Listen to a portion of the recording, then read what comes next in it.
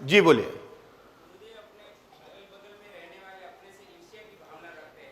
Mic दीजिए।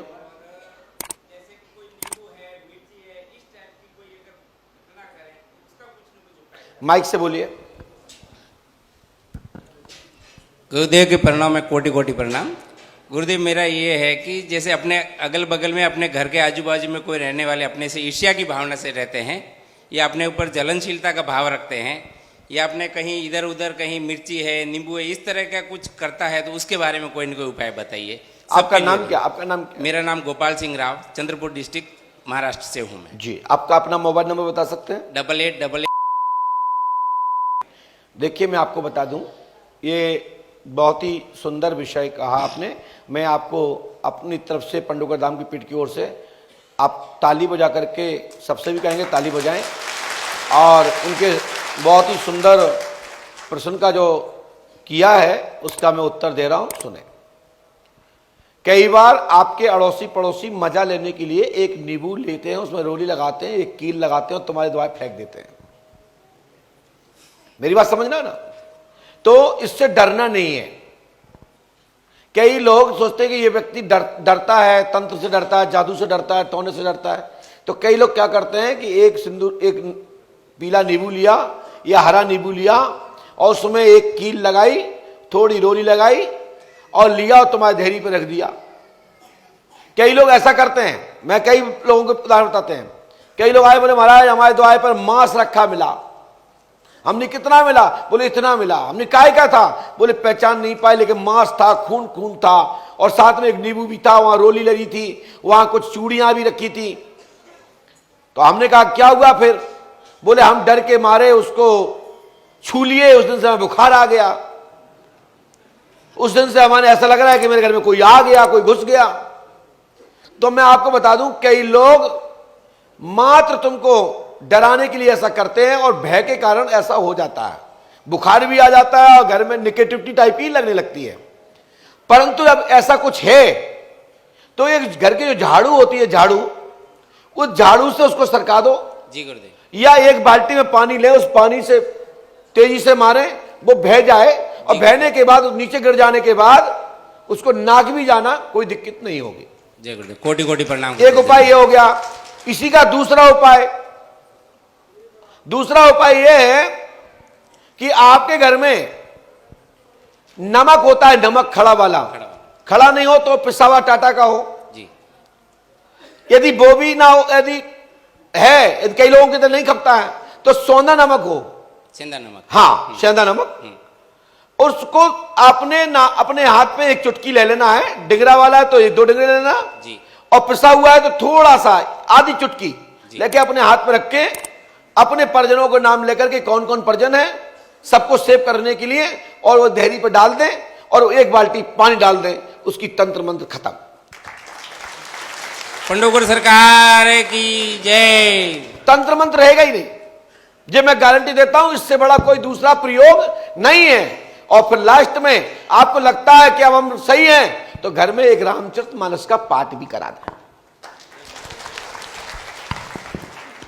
और सबसे बड़ा अमूल मंत्र है कि कवन सुकाज कठिन जगमाही, जो नहीं हो तात तुम पाई। और भी ज्यादा टेंशन है, इतना नहीं बोल पा रहे तो इतना ही बोल दें, भूत पिशाच निकट नहीं आवे, महावीर जब नाम सुनावे। हनुमान जी का नाम लेकर के जय श्री राम बोल के ताल ठोक के 3 बार और लात पटक देना 3 बार, जाओ वो भूत वही गड़ जाएगा, कहां चला जाएगा पता नहीं पड़ेगा।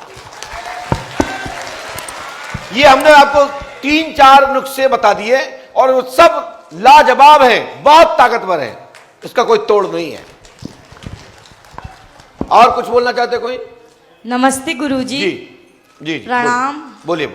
गुरुजी मेरे भाई का एक्सीडेंट 1.5-2 साल पहले हुआ था, तो उसका आधा हिस्सा का सुन्न हैगा, तो वो कब तक सही होगा? उसकी दवाइयाँ चल रही हैं। दरबार नंबर आएगा तब बताएंगे। ठीक है। सुनिए गुरुजी, और मेरी क्या कहते तबीयत सही नहीं रहती है। ठीक है, आपको लाभ हो जाएगा, चिंता मत करो। फिर पंडोकर धाम कौन आएगा? मेरी दवाइयाँ चल रही हैं नींद की। लाभ हो जाएगा। चलिए माइक दूसरे दे दीजिए। गुरुदेव चरण स्पर्श। ये भक्त जो आ रहा है, परिक्रमा भर के आ रहे हैं, पद यात्रा करके आए हैं और लंबे समय से अपने यहाँ से इस तरह से अनेक तीर्थों में इन्होंने परिक्रमा की है। ऐसे भक्तों को पंडोकर धाम की पीठ की ओर से साधुवाद आशीर्वाद। और ऐसे भक्तों को बहुत बहुत परमात्मा कृपा करें, खूब तरक्की होवे, खूब ईश्वर कृपा करें, खूब साधनाएं हो और आगे बढ़े, परमात्मा कृपा करें। बताइए गुरुदेव, किसी की अगर कहीं किडनियां स्वेलिंग कर जाती हैं या बढ़ जाती हैं, उनमें सिस्ट बहुत ज़्यादा हो जाते हैं, अंगूर टाइप के, जिसको अपन फोड़े भी कह सकते हैं एक टाइप, उसका कुछ उपाय हो गुरुदेव? देखिए, ये तो देखना है पहले जो प्रेत बाधा से संबंधित है उनके बारे में मैं बता सकता हूं। बाकी के लिए उपचार सबसे बड़ा है डॉक्टर। जी जी। डॉक्टर को दिखाना है और अंधविश्वास की श्रेणी में नहीं जाना है। कल लोग आपसे ये ना कहें कि किसी बाबा के चक्कर में पड़ गए थे तो इसलिए आपने अपने परिजन को मार लिया। आज ये घटना घट गई।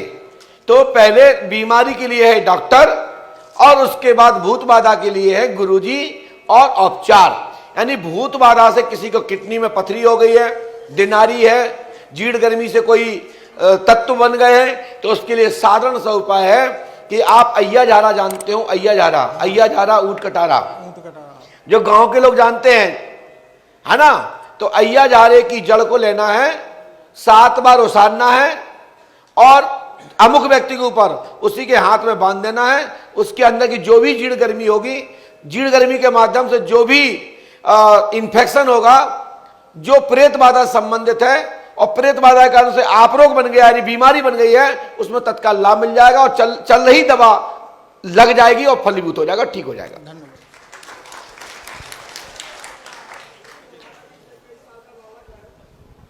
जी पिछले दीजिए। गुरुजी प्रणाम। जी बोलिए। गुरुजी, मेरा एक क्वेश्चन ये था कि अपने जैसे कि भक्ति भाव में तो मन बहुत लगता है, इच्छा भी होती है कि भाई भक्ति भाव में जाए, भगवान का कीर्तन करे, सत्संग सुनने को जाए, लेकिन जो बंदा जो जाना चाहता है लेकिन कैसा है, धंधे में है या कहीं व्यापार में है या कहीं बिजनेस में फंसा रहता है, तो वो जा नहीं पाता है। और जैसे कोई कर्जे में वगैरह डूबा रहता है, उसका मन तो बहुत करता है कि मैं सब सत्संग में जाऊँ, कथा सुनूँ, हरि कीर्तन करूँ, लेकिन वो जा नहीं पाता, उसके पास टाइम मिलता नहीं। बहुत ही सुंदर बात कही। ये परमात्मा कर्जा से में फंस जाता है, तो वो बोले मैं कैसे ये दलदल से बाहर निकलूं। मैं समझ गया हूं आप जो कहना चाहते हैं। आपने बहुत ही सुंदर बात कही और इस बात के लिए भी मैं ताली बजाता हूं उनके लिए और धन्यवाद देता हूं कि आपने बहुत ही सुंदर विषय रखा। जी। आपने यही रखा है कि हम बहुत व्यस्त हैं और पूजा पाठ में नहीं कर पाते हैं, भक्ति नहीं कर पाते हैं, सत्संग में नहीं जा पाते हैं, तो उस अवस्था में क्या करें। देखिए, आपकी कर्म जो आप कर्म कर रहे हैं, यही सबसे बड़ा आपका सत्संग है। जी। आपके अपने बच्चों का पेट पाल रहे हैं, बच्चों को शाम तक के लिए उनको खाने पीने की व्यवस्था कर रहे हैं, अपने दिन परिवार को चलाने की व्यवस्था कर रहे हैं, तो ये भी एक बहुत बड़ा अनुष्ठान संकल्प है। ऐसी अवस्था में आप जहां पर भी हैं वहां भगवान का स्मरण कर लें मन ही मन। हे पंडोकर सरकार, हे बांके बिहारी, हे द्वारकाधीश, हे अयोध्यानाथ, हे राम जी महाराज, मैं मन से तो यहां पर हूं लेकिन शरीर से नहीं पहुंच पा रहा हूं। हमारी उपस्थिति आपके चरणों में लगे, हमारी आत्मा तुम्हारे चरणों में लगे। हम जब रात्रि में विश्राम कर रहे हों उस दौरान मेरी आत्मा आपके चरणों में हो, ऐसा कह करके। और घर में जब अपने पहुंचे तो 2 अगरबत्ती ले लें, धूप ले लें, आप मन में श्री राम जी का स्मरण करें, पल दो पल, और आपकी पूजा लग जाएगी और आपको ज्ञान स्वतः ही प्रकट हो जाएगा।